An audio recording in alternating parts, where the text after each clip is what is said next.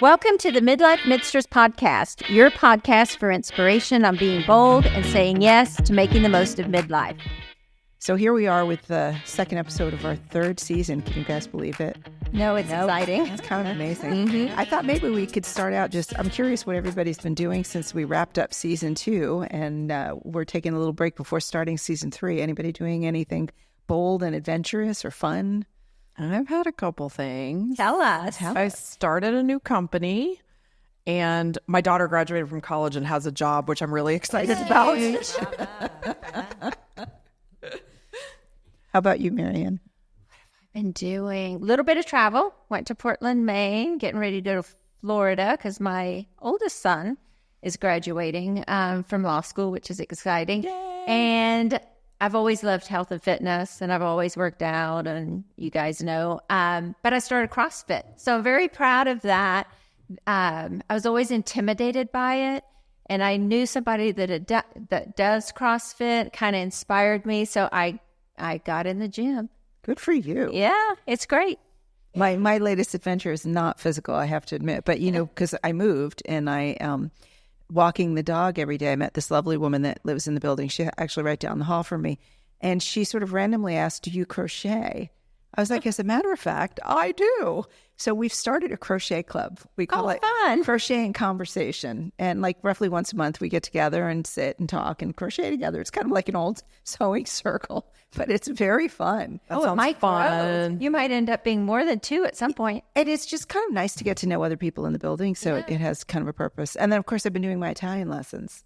And your dance That's lesson. And dancing. My husband gifted me for Christmas some dance lessons, and this is our third attempt on the dance floor, and finally we seem to have caught our collective rhythm. So, Can I come watch? It sounds entertaining. Well, we're all going to do it together. yes, so, we've all been right? invited by Mateo, my dance instructor at Arlington Ballroom. He's really great. Well, I do hear you're going to teach us how to line dance here coming up. Yeah, I'm working on it for this year's boat trip. That'd be fun. So, What about you, Marla? Yeah, so I don't feel like I have had such a positive 2024. I've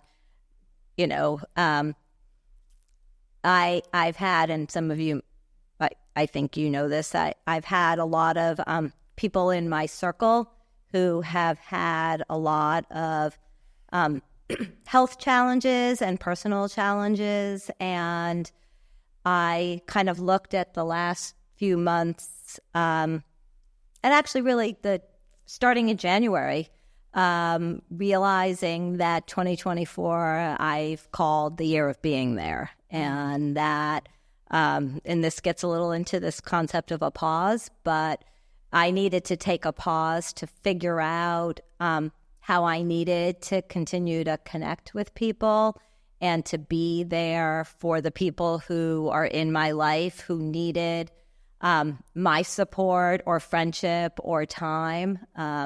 So that's a little bit different than starting a new business. Or I did start pickleball up again now that my broken foot is healed, so I could do that again. And now I'm going to focus on losing the 10 pounds that I gained while I was not able to do my regular routines. But really, really kicked off this year in a very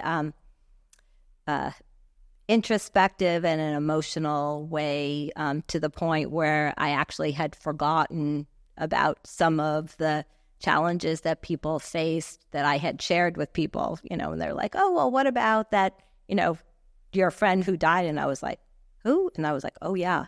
That it just, 2024 just came in just with a big fat wet blanket.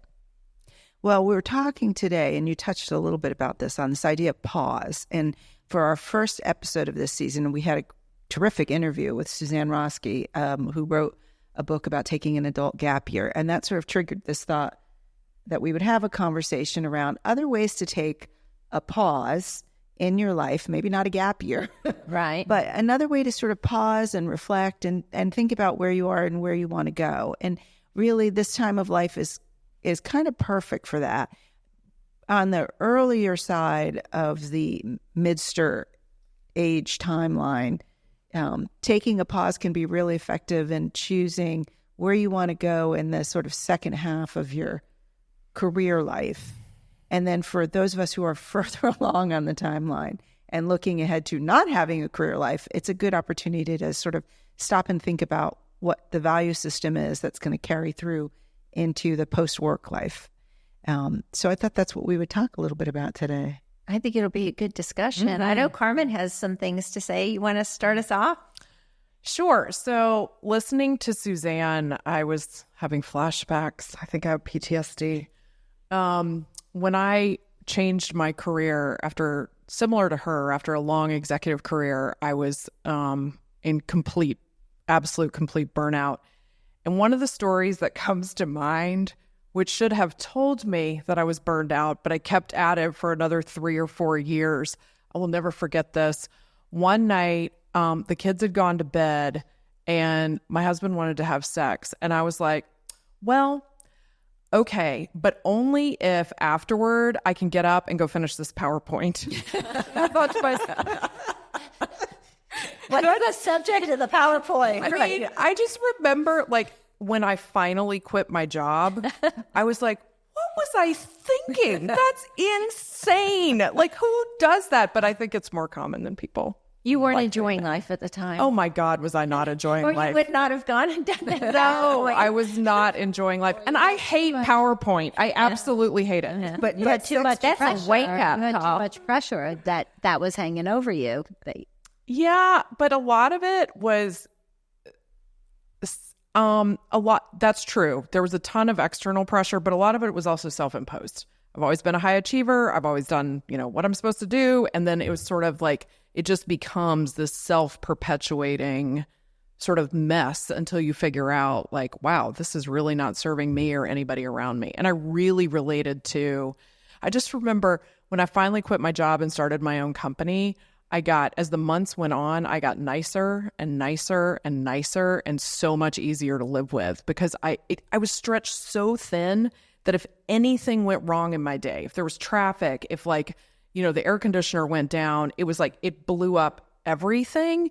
And all of a sudden I had time to just be a human being instead of like this automaton. Mm-hmm. I think that the age that we're all in, or actually we're beyond it now when we're raising our children, have careers, we're raising our kids, they're at sports, we want them to accomplish as much. So we're running everywhere. It is like a pressure cooker, especially in the DMV area because the bar is so high. I mean, I recently saw that Arlington, the city, which is county city, is the number one most educated population in the entire United States. Mm-hmm. And so that push to achieve, whether it's education or even achieving other things like playing pickleball, I mean, it just seems like this whole area, you want to be the best you can be. And even that's pressure. So, we did in our first episode was about Suzanne Roski and taking that year. But I think we all over time have learned to take a little bit of time for ourselves because we've had to, like just basic self-care to be there for our children. But what's important about taking a pause, I think, is pausing more than just the endless treadmill that we're all on of activities, and also just sort of refocusing on what's important. Because you're right, Arlington, the whole DMV area is pretty high charging most of the time. And I don't think that that's healthy for us or for our kids.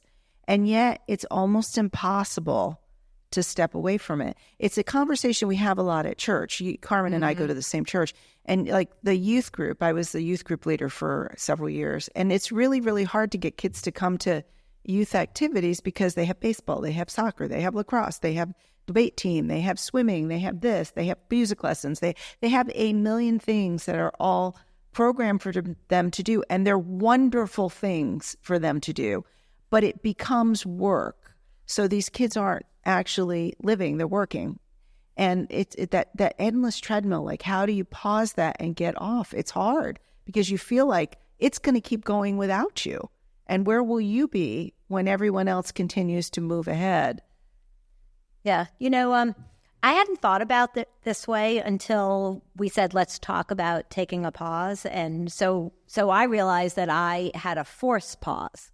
And I was in a position where my job was eliminated, and I had a very generous severance package, and I was gifted, and that's how I looked at it, with a year. Well, actually, first I said, let me save money and, find a new job quickly. But instead, I had a year of being what I called it a year of being a stay-at-home mom.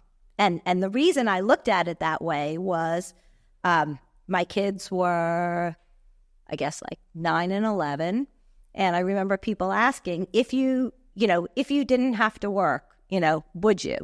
And I said, that's a really hard question to answer because I have to. So, not an option. And so then I was gifted this year of being a stay-at-home mom. And it's, we talk about, that's when I met Marianne. But I was able to do things with my time that I hadn't been able to do. I volunteered for graduation. I was a room parent. And so after that time, though, I realized that's not fair. I always knew that was important. I realized how important that level of engagement was for me.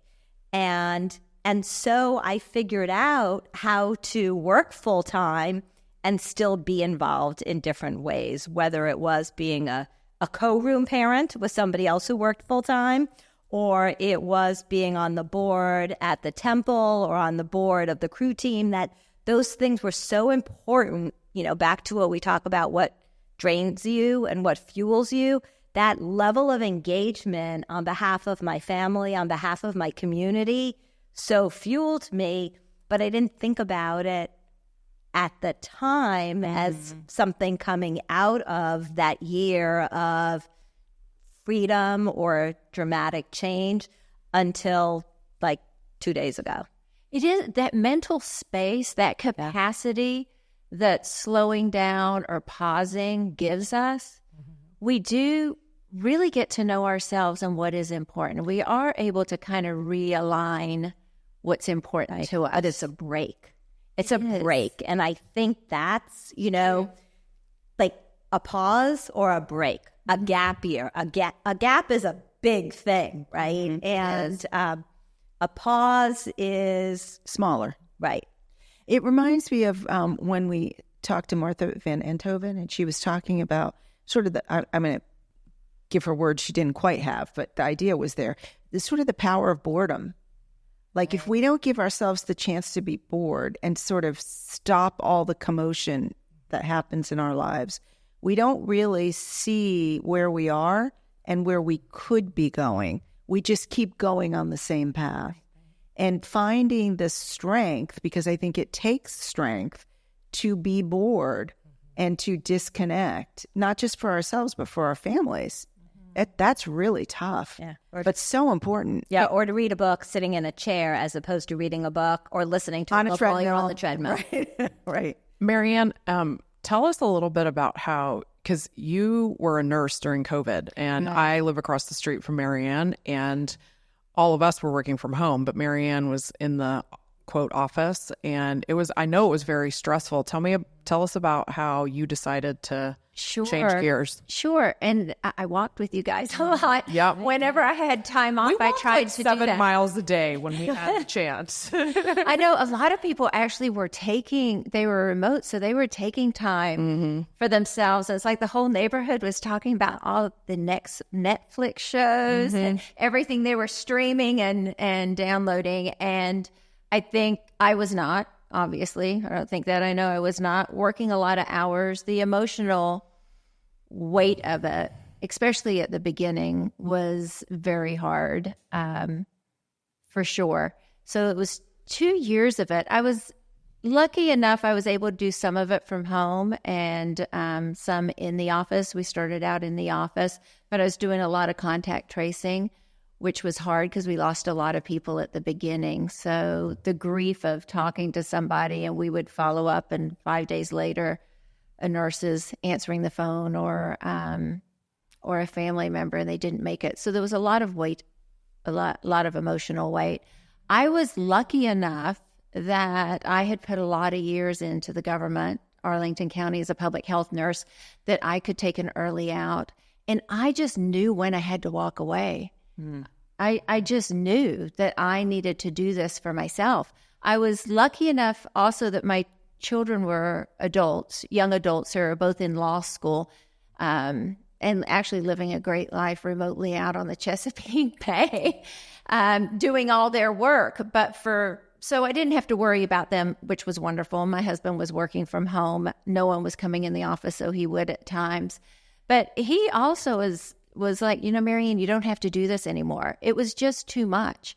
And so I walked away. So I was I feel like the mental health aspect of me forced me to take a gap year. Actually, it's now been 2 years. But Marla, you were talking about yours. Mine was more the mental health aspect of it, where I needed to step away. And I sat in it. Like, I didn't know what I was going to do. I know I had to kind of reconcile that I was leaving a career that I loved, but it was ready to leave. But also I had so many, it was like a monsoon of ideas. It was like you were talking about, when you take a break, you do have time and capacity, and you do want to kind of figure out what your next step is going to be. You and I talked about this, Carmen, earlier today. I didn't want to leave a graveyard of unfulfilled dreams. I knew that. What my dreams were, I needed to chisel that a little bit and bring that in a little tighter. One of my kids would tell you I'm sunshine mixed with a little hurricane. Wow, that is a good description of you, Marianne. There is that force. If there's something gets into my head, I'm like force of nature, and I just go for that.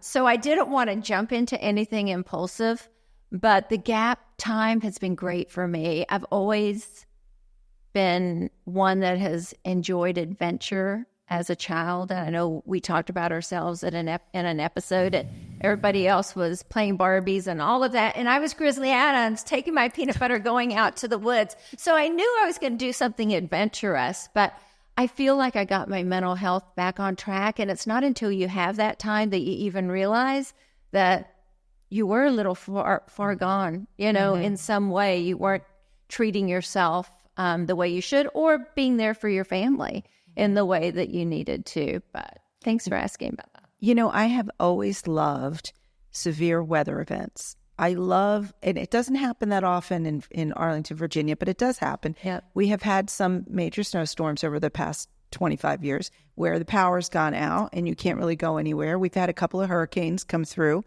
A derecho. I'm sorry? The derecho. The derecho, right? I love those. And I'm only just now, as we're talking about this, realizing that it's because it's a pause. It's a break in the way the normal routine of life goes on. And like when you have that break, you suddenly do things differently that are way more fun. Like I can remember a hurricane years ago. It must have been probably in the early 2000s. And the power was out for like 4 days. And so we would have camping lanterns and light candles, and we would read to the kids by, camp light at night. And actually, during COVID, when we were also bored of being in the house, there was something really beautiful about that. Yeah. Because we were doing things we didn't do. Puzzles. I love puzzles. It's just kind of interesting that I don't make time for that kind of quiet activity in my normal life, even though it's always there. Something major has to step in to interrupt it. That's such an interesting thought. I love the rain. I always love the rain. But I used to think I love the rain because it gives me an excuse to be lazy. Yeah. That's what you're saying. Yeah, exactly. It's exactly what you're saying. Leslie Ann, I will say the last Snowmageddon, my kids were little. My husband was in California. The power went out. They had lice, strep throat, and my son threw up on my feet. All right, and after that, I was like, you are never going to California in February again. I like to tell the story. It's kind of similar though. When the kids were small, I was working for Marianne's husband, and I was representing a man who was accused of first-degree murder. I was his defense attorney. And the case happened to come up for trial. My husband was going to Hawaii on a complete boondoggle trip. And I could have gone with him, but no, I had to be there trying this case. And not only did he go to Hawaii when I was in trial in a first-degree murder case, I had the kids. And so after the first night... Did you or did I? No, I'm kidding. Marianne helped a lot then. But at night, like I can remember, this is so gross, but it's so true. I was so exhausted. Like it was just a whole day of things. And like being in trial is really stressful, especially in a murder case. And, I went to bed with the kids, and of course they didn't stay in their beds. And so in the middle of the night, Harry climbed in on one side of the master bedroom and Lindsay climbed in the other side. And I was like, fine, they could just sleep here. And sometime during the night, I woke up to the sensation of warmth. Oh. We all. Oh. And I don't know who it was, but I do know that I laid there and I thought, if I get up and change these sheets, no one is going back to bed tonight. They won't go back to bed, and I won't go back to bed. And I have to get some rest. And so the warmth turned to cold. You went right back to bed. But I went back to sleep. I love it. Because there was just no way that I could deal with it in that moment. And so I guess I pushed pause on my need for cleanliness and order just to get through to the next day. Yeah. And sometimes pauses can be that too, giving up what you think your structure has to be just to get on to the next day. I think that we have to take pause. I think our lives change. We change as people, right? Mm-hmm. From our 20, for as a child on. But I think it's just important to be able to be reflective and insightful, to plan. We don't plan trips or without thinking about it and setting it out. But if you're in autopilot and you're just going, you don't have that time. That's why I think in midlife, everybody talks about midlife women. You're going to pivot. You're going to do things. But we have the time to. So it's a perfect time because the kids are gone. Our education's over. Our career is winding down somewhat. And so it is a beautiful time to take pause if we can do it. You're giving me an idea, which is maybe the next trip I take, as something you said triggered this thought in my mind. I think maybe I'll do it without planning it. That would be kind of a big... I'll stay home.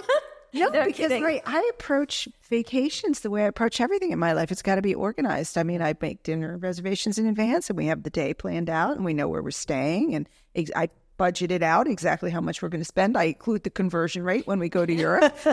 Maybe it would be really cool to take a trip with no plan other than Leslie Ann winging it. Yeah, I want to see that. I like to wing it. I'm in between. I got to have some parameters and then enough wiggle room to be spontaneous. Can't be completely spontaneous, probably because once upon a time I was so spontaneous that, we couldn't find a hotel room type thing. Yeah.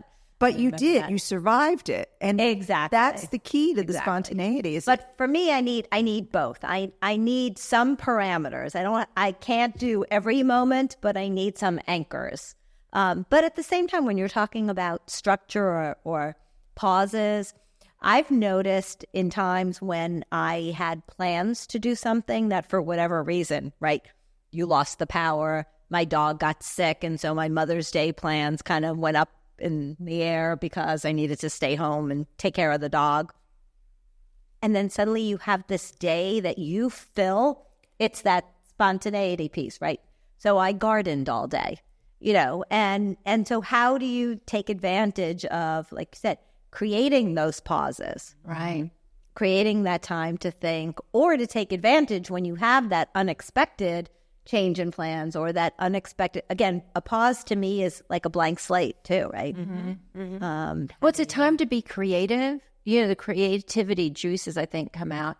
And I think without pause, you can't have self-discovery. I think it's really hard. Oh, yeah, absolutely. Yeah. And that is so important, is self-discovery. Like I was saying, we've changed so much over the years. Not that our values and morals change. They're the same, but we do change, and it's important. Change for some. Yeah, they do. They can. They can. That's true. But I think the self-discovery is important. It's been a great time. Y'all know I've just been having a blast the last couple of years. I almost feel guilty about it, but I'm not going to. And I want to continue down the road that we're all on. Even we're talking about taking a pause, but all of us pause from everything we were doing to do this in life to jump on the bandwagon of doing a podcast, and I know you've spoken about this quite a bit, Leslie Ann, is this how it's changed you? Kind of the self-discovery, the digging deep, things resonating within us that maybe hadn't before. It's a great opportunity for that. Yeah, it definitely has led for me to a lot of connections between things in sort of my psyche that I think have been really productive and useful to me. If there was something Suzanne said, I can't remember exactly how it came up, but she was talking about how when you have free time, you sort of fill it with things and anxiously go along.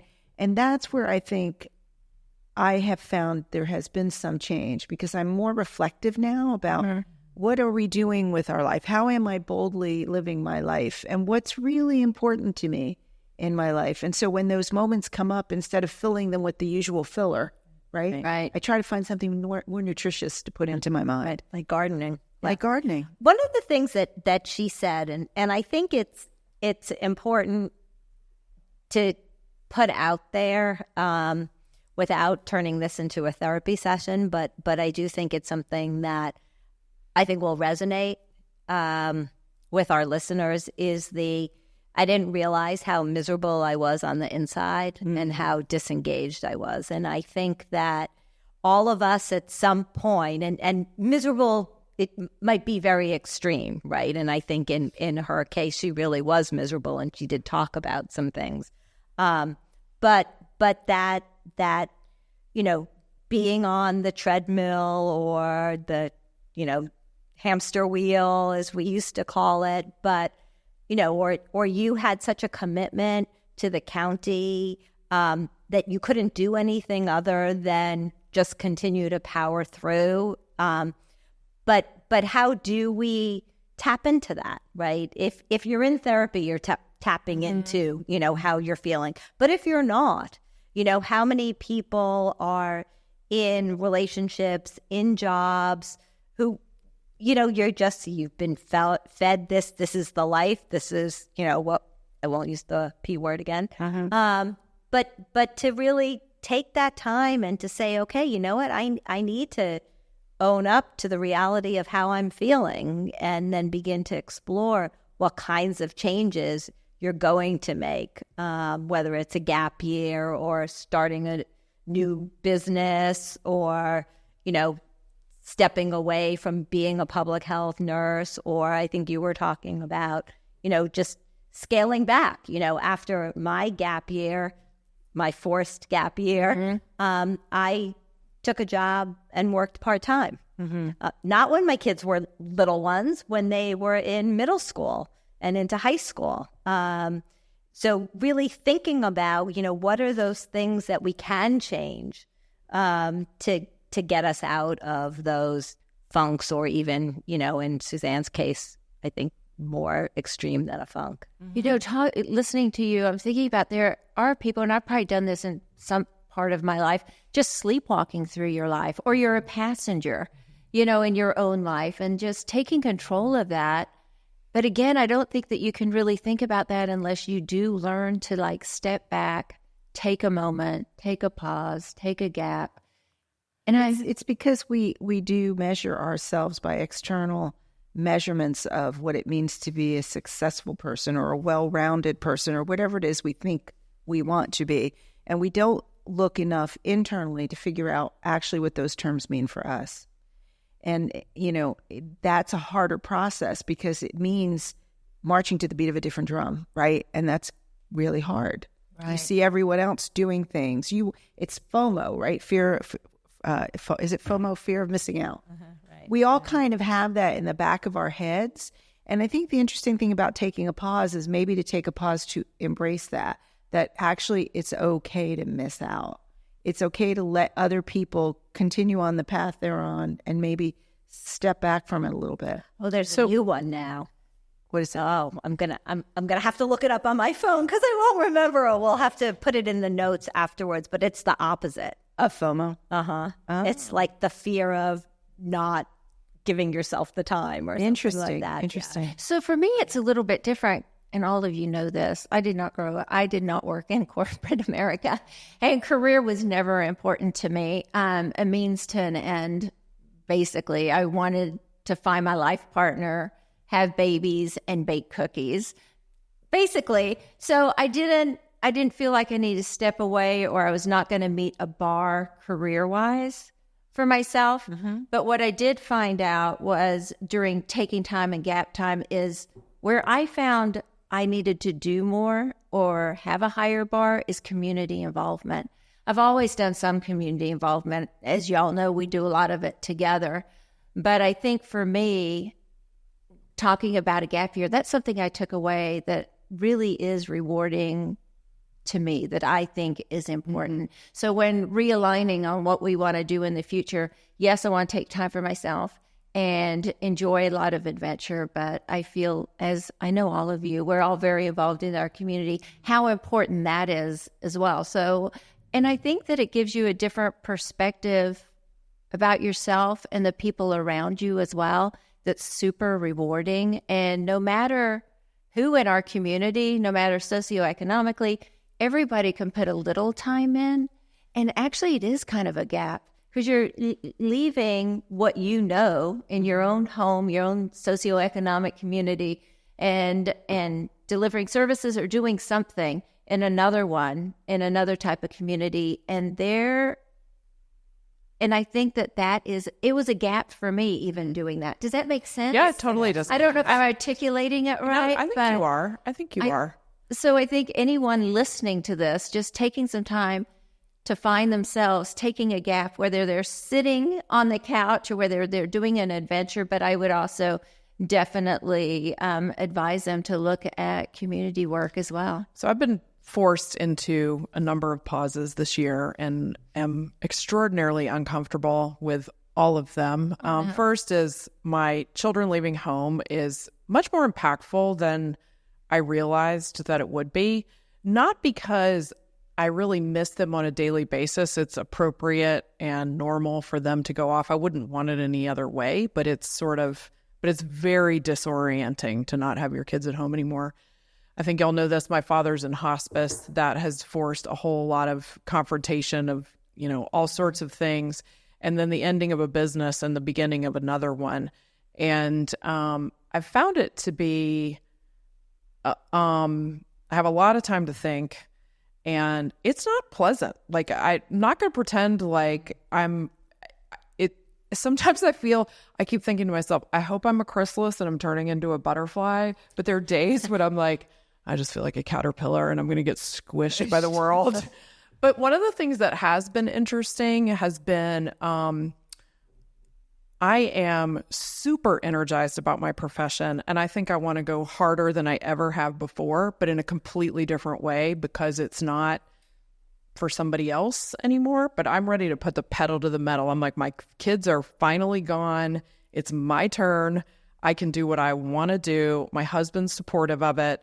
And I'm like, I'm so energized by my work. And I'm like, I don't know, maybe I have one or two really good runs left in me because I'm 52. So I'm like, I've got, 10, 15 years. And I'm like, I really want to see what I can do because I don't ever feel like I've actually achieved very much professionally, which may sound crazy because of the titles that I've had. But it was never fulfilling in the way that I want my work to be fulfilling. Yeah. Question of what are your values, right? And how do you incorporate your values into your daily work life? Yeah. I had the opportunity to be up on the hill, I guess a week or two ago with Bob Ballard. So the gentleman that discovered the Titanic. And I love this term. Really?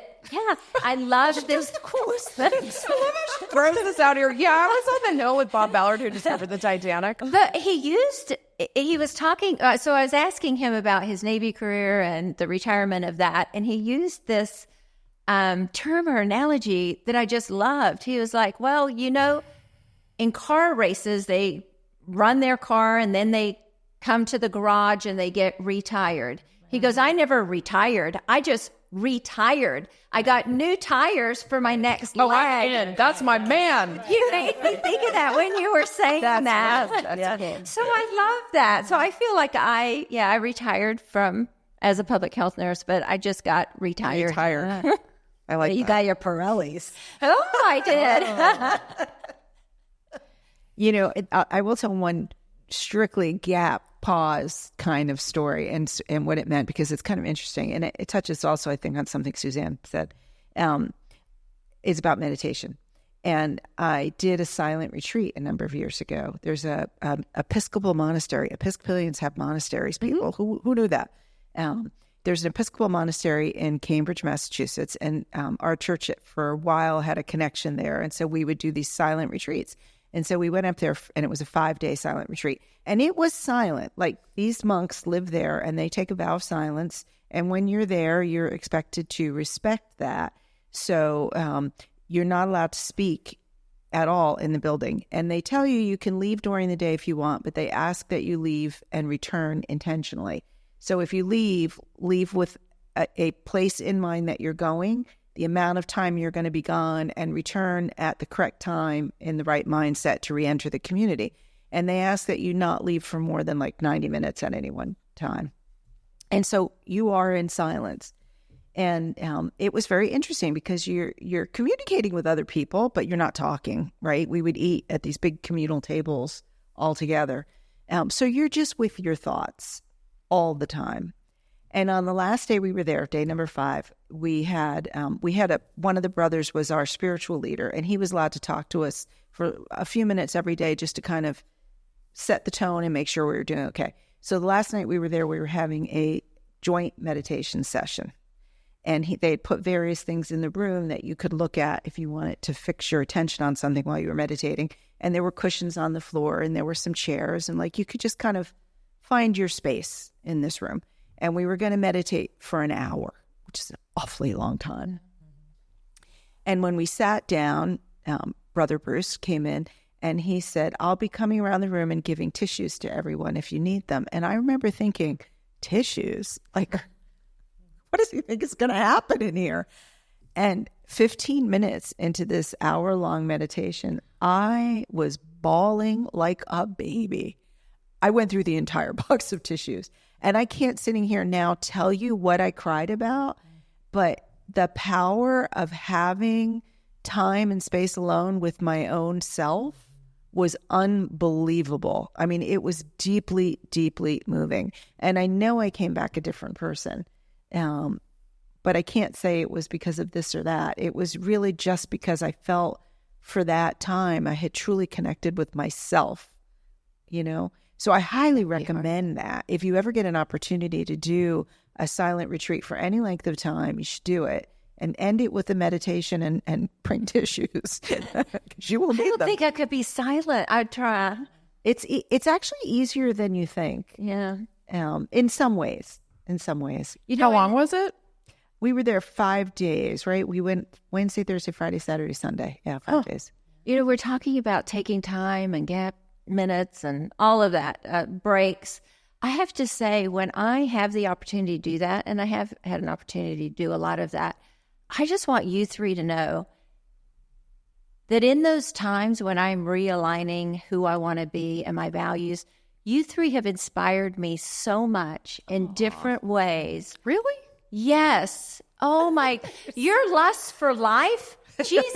I thought I had lust for life. Oh no. We got to get it. You have a lust for life. Marla's dedication to her family and friends, and just the way you look at things and the perspective that you have, I try to emulate that. And you're a dear, dear friend of mine.